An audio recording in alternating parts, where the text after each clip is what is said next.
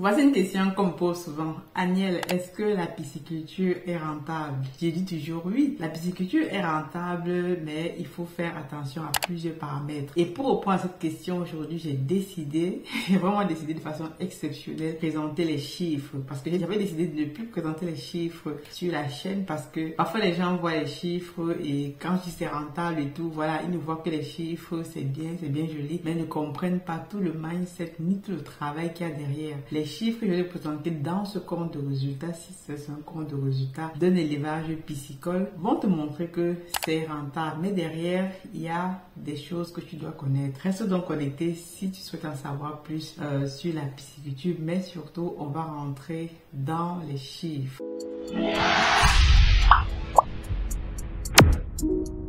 Bienvenue sur Masora Business. Moi, je m'appelle Aniel Cruzel. J'investis au pays dans la pisciculture, l'agro-business, ici en Occident, le digital, et je suis aussi ingénieur logiciel. Donc, sur la chaîne, je partage mon expérience dans tous ces domaines-là. Et aujourd'hui, j'ai décidé de façon exceptionnelle de te partager les chiffres. Les chiffres, un compte de résultats plus particulièrement. Mais tu vas trouver aussi ces informations-là, plusieurs informations même parce que je vais te partager comme ça de façon succincte. Ça, c'est un extrait vraiment de mon livre en fait que j'ai écrit sur comment investir dans la pisciculture en Afrique, surtout lorsqu'on est de la diaspora. Si tu es intéressé par ce livre-là, tu fais une seule chose, tu vas à la barre de description, tu précommandes ton livre et si tu veux aller plus loin, tu peux me retrouver à Paris le 29 juillet au Hilton Hôtel Roissy-Charles de Gaulle pour dédicacer ton livre. Donc, je ferai une conférence en expliquant sur la base de notre expérience comment nous avons fait pour nous lancer. Donc, on va rentrer dans les détails.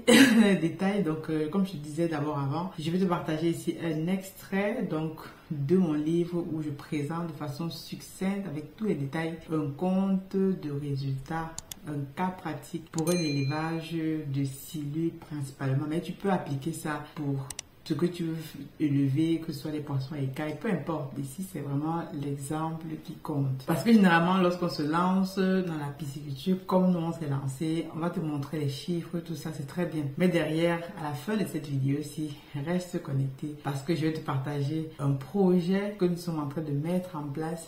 Et donc, sûrement, si tu es intéressé par ce domaine de la pisciculture, te former, faire de l'argent, grandir ensemble, ça va sûrement t'intéresser aussi. Donc, sans plus tarder, rentrons donc dans les détails d'un compte de résultats prévisionnel. C'est quoi un compte de résultats prévisionnel? Donc, un compte de résultats prévisionnel, c'est ce qui va te permettre, avant même de démarrer ton projet, de mettre les chiffres devant chaque chose qui va rentrer dans ton projet. Dans le livre, quand tu vas le voir, je vais te parler de faire une étude de marché, de faire plein de choses. Et généralement au pays, lorsqu'on se lance, on oublie de faire toutes ces choses-là.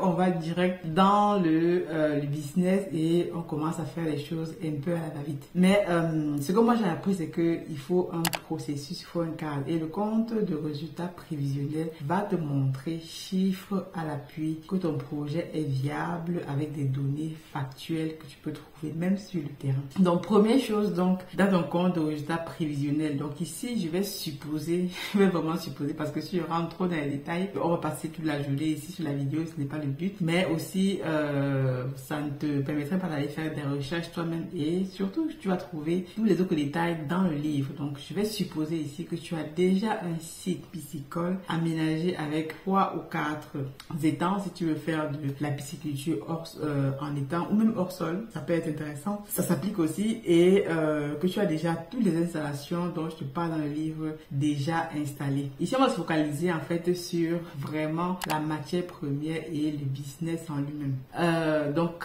la pisciculture, donc c'est quoi? Donc, tu vas élever, tu vas faire du grossissement plutôt. C'est-à-dire que tu vas acheter les alevins dans une écloserie et toi, tu vas les grossir jusqu'à atteindre une certaine taille et les revendre sur le marché, quel que soit le poisson. C'est ça le principe. Donc, maintenant, on va se baser sur des silures. Voilà, vraiment un cas très simple. Si c'est pour les poissons écailles, ce sera toujours pareil. Donc pour les silures principalement, je vais partir ici sur une base de 10 000 alevins. C'est quoi les alevins? C'est les poissons qui sont encore tout petits que tu vas élever. Donc 10 000 alevins. 10 000 alevins que tu peux repartir dans 3 ou 4 bacs en fonction de ton installation piscicole, que ce soit dans les bacs hors sol ou dans les étangs déjà préconstruits et qui sont bien construits, vraiment bien construits pour qu'ils puissent bien se vidanger, qu'ils puissent bien acheminer l'eau dans les étangs, etc., etc. Donc ça, tu le verras ça dans le livre. Donc si tu vas sur 10 000 à levain, donc si tu achètes la levain à 100 francs, c'est le prix auquel on vend la levain au Cameroun, en tout cas dans la zone où on est dans le centre. Donc 100 francs, ça te fait ici pour 10 000 à levain un total de 1 million de francs CFA. J'espère que tu prends des notes. Prends des notes, je vais aller très doucement pour que tu puisses avoir le temps de prendre des notes. Ensuite, il faut savoir que lorsque tu vas élever 10 000 à levain, les pertes, normalement les pertes que tu peux avoir, on va les évaluer aux alentours de 10%. Si tu es un bon technicien, une bonne équipe, 10% c'est le maximum de pertes que tu dois avoir. Toute la compétence du technicien, c'est justement de ne pas avoir beaucoup de pertes. Donc 10%, imaginons que tu as 10% de perte sur 10 000 à levain, tu as perdu à peu près 500 poissons. Donc on va dire au final, il te reste quelque chose comme 9 500 poissons. Donc on va travailler sur la base de 9 500 poissons. Si tu veux, tu peux arrondir à 9000. Donc, moi, je te parle des chiffres avec lesquels j'ai travaillé dans mon livre, 9500 poissons pour un cycle de 4 mois. Ensuite, maintenant, tu as l'achat des aliments. Pour acheter tes aliments, comme je te disais déjà dans une précédente vidéo, il faut que toi-même tu ailles voir les endroits où on voit les aliments, tu achètes toi-même. Mais généralement, ils sont conditionnés dans les sacs de 15 kg. Pour un début, quand tu vas commencer, il est intéressant d'utiliser de l'aliment importé et après, lorsque tes poissons ont atteint une masse critique, un poids critique, tu peux donc maintenant associer de l'aliment local que tu vas pouvoir trouver aussi chez des fournisseurs sur place. Donc, toutes ces choses-là, si tu as besoin d'infos, tu peux nous envoyer un mail à contact@africafoodindustries.com. Donc, si tu achètes donc à peu près pour un élevage de 9500 poissons, 10 000 poissons pendant 4 mois, il va te falloir environ 135 sacs d'aliments à raison de 2200 francs. Le sac d'aliments, si tu arrives à bien négocier avec ton fournisseur, tu peux même réduire ce prix-là. Et si tu as un fournisseur chez qui tu vas prendre régulièrement, tu peux t'entendre sur les prix. Donc, je dois prendre un prix global. Et donc, ça veut dire que en termes de dépenses sur 135 sacs d'aliments, tu auras à peu près pour quelque chose comme 2 970 000 francs CFA. Ici, on parle en francs CFA. Donc, prends bien les notes que je t'ai dit et ensuite, tu pourras faire ton calcul toi-même chez toi. Ensuite, maintenant, tu as besoin du personnel. Au niveau des charges personnelles, tu as besoin d'un technicien que tu vas salarier avec un salaire fixe, par exemple de 100 000 francs. Tu peux négocier pour un début à peut-être 80 000 francs, 90 000, 70 000 francs en fonction de la zone dans laquelle tu te trouves, en fonction de la localisation du technicien s'il doit venir sur le site, mais partons sur une base de 100 000 francs. Ensuite, tu auras besoin de 2 employés, soit un couple, ce qui est l'idéal même, un couple, un homme et une femme qui vont travailler ensemble. Donc, tu peux aller sur la base de 80 000 pour un début. Donc, tout ça, donc, je veux dire, des dépenses en termes de charges salariales vont te revenir quelque chose comme 720 000 francs CFA pour 4 mois. Donc, quand tu calcules donc tout ça, tu vas te rendre compte que tu as, en termes de dépenses, 4 640 000 francs. Donc, tu peux calculer déjà le coût de production pour 1 kg de silure. Et si tu calcules bien, en fait, si tu as une masse, par exemple, de 400 grammes en 4 mois par poisson, tu peux atteindre un tonnage donc de 3 tonnes 800, 3800 kg. Et donc, quand tu vas faire tes calculs, tu divises ça, le coût de production donc d'un kilogramme de silure va te revenir à 1200 par kilogramme. Ça, c'est si tu utilises l'aliment importé tout le long. Mais comme je disais, pour réduire ce coût de production, tu peux à un moment donné basculer avec de l'aliment local. Donc, j'espère que tu as bien noté ces chiffres-là. Ensuite, maintenant, nous allons calculer, nous allons évaluer la marge. En évaluant la marge, maintenant, nous allons nous rendre compte que pour calculer la marge, disons que tu vends ton kilogramme de silure à 2000 francs chez les grossistes et donc le coût de revient, comme on l'a dit, 1221 francs CFA. Donc ta marge donc revient quelque chose comme 38,9%.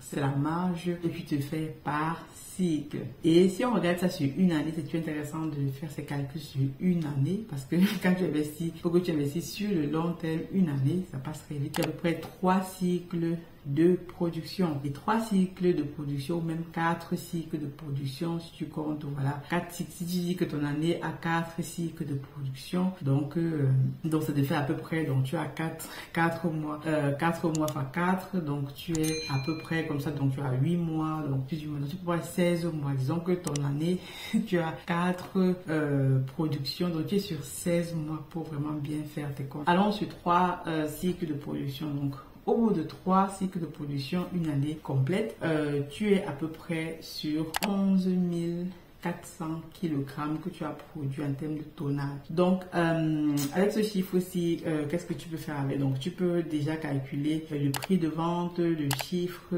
d'affaires également. Donc, lorsque tu calcules le chiffre d'affaires, tu te rends compte que tu avoisines les 22 800 000 francs CFA. Ça paraît énorme comme ça, donc c'est intéressant. Donc, à ce chiffre, maintenant, il faut associer toutes les dépenses que tu as eues dans l'année. Donc, tout à l'heure, on a associé que les dépenses des charges salariales. Mais revenons maintenant pour regarder exactement combien est-ce que tu vas te faire en termes de bénéfices. Donc, je vais associer tout ça et te montrer à la fin. Donc, sur une année, imagine que tu te fais donc un chiffre d'affaires de 22 800 000 francs CFA. Tu as des coûts de matières premières qui vont voisiner les 3 970 000 francs CFA. Ça veut dire que les matières premières que tu as par-ci, que tu multiplies juste par 3, c'est ce que j'ai fait. En termes de marge brute, lorsque tu fais chiffre d'affaires moins coût de la matière première, tu te retrouves donc à 18 830 000 francs CFA. Ensuite, maintenant, il faut que tu ajoutes toutes les dépenses que tu auras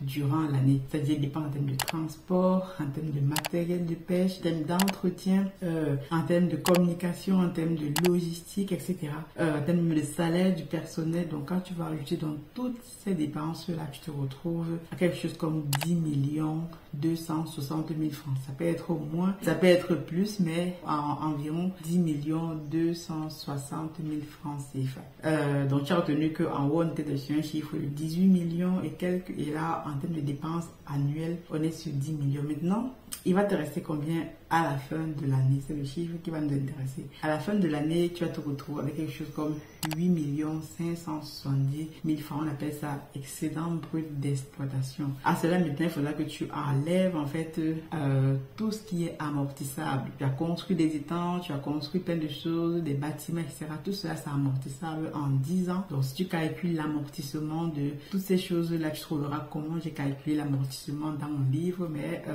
si tu calcules l'amortissement de tout ça par an, tu es sur quelque chose comme 1 560 000 francs CFA environ. Donc, je t'ai dit que chaque bâtiment que tu as construit, infrastructure, a un taux de 10% d'amortissement. Tu peux calculer ça toi-même. Donc, ensuite, maintenant, ton chiffre, ton résultat d'exploitation, c'est quoi? On est dans les 7 millions et quelques. Après, derrière, si tu es une société, tu vas payer des impôts sur les sociétés dans le pays où tu travailles. Au Cameroun, à peu près 2,2% du chiffre d'affaires si tu es en société. Et donc, quand on regarde tout ça, on se rend compte qu'on a un résultat net annuel à peu près à 6 500 000 francs CFA. Donc, disons qu'on est à 6 500 000 francs CFA. Donc, c'est intéressant. Et ce chiffre d'affaires, c'est un résultat net. Donc, c'est pas un chiffre d'affaires, donc c'est un bénéfice que tu as fait en une année. Donc, imagine, en une année, tu fais 6 500 000 francs CFA. Et si tu multiplies ça, si tu travailles bien, en fait, ce qui fait que tu as 6 500 000 francs CFA, tu peux augmenter, par exemple, ton chiffre d'affaires de 5% par an en réduisant les coûts, en travaillant sur d'autres stratégies. Donc, si tu calcules juste 5 500 000 francs CFA pour 2 ans, par exemple, donc multiplié par 2, disons que par 2, tu te retrouves à quelque chose comme 13 millions de francs CFA. C'est vraiment énorme. C'est un business qui est vraiment énorme lorsqu'on voit les chiffres comme ça. Mais, donc, ça, ce sont les chiffres d'un compte d'exploitation prévisionnel. Mais à ça, comme je le dis toujours, il faut que tu aies une équipe qui est vraiment compétent. Donc, un technicien qui est responsable de la production, des employés qui sont responsables de la production. Et donc, si tu fais ce bénéfice-là de à peu près 6 500 000 francs CFA par an, et bien, ça veut dire que tu es vraiment sur la bonne voie. Et derrière, chaque année, moi, je te conseille ici de réinvestir tous tes gains dans l'entreprise, dans, par exemple, l'amélioration des techniques de production, dans l'augmentation, par exemple, du nombre de poissons que tu produis. Ici, on est juste parti sur 10 000 alevins à produire. Tu peux augmenter comme ça au fur et à mesure des ans. Tu passes de 10 000, 20 000, 30 000 et jusqu'à devenir quelqu'un qui produit du poisson à échelle industrielle. Donc nous, en fait, c'est le but. Actuellement, avec Africa Food Industry, on s'est donné le but de devenir l'un des leaders de production de poissons au Cameroun. Et pour ça, on va tout simplement suivre les chiffres. Mais ce qui est toujours intéressant avec les chiffres, c'est que ces chiffres sont très bien. Mais derrière, si tu as de mauvaises personnes sur le terrain, ça va faire toute la différence. Et ce que je disais donc en début de vidéo, l'une des choses qu'on va mettre en place, c'est donc la formation. C'est très bien de faire ces chiffres-là, mais si tu n'as pas des personnels qualifiés, des personnes compétentes sur le terrain, ça va pas donner.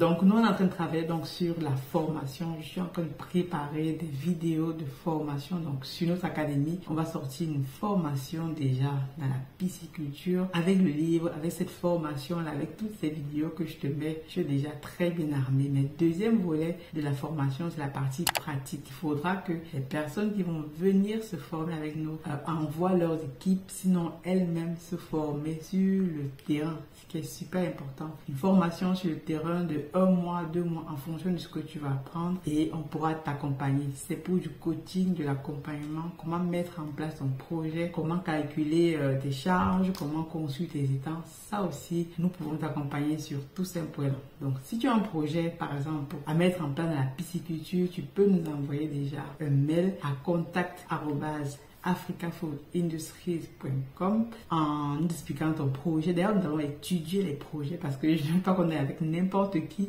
Tout le monde veut investir, mais il faut déjà avoir le bon mindset et savoir que c'est sur le long terme. Il y aura des difficultés, mais est-ce que tu es prêt à surmonter ces difficultés-là?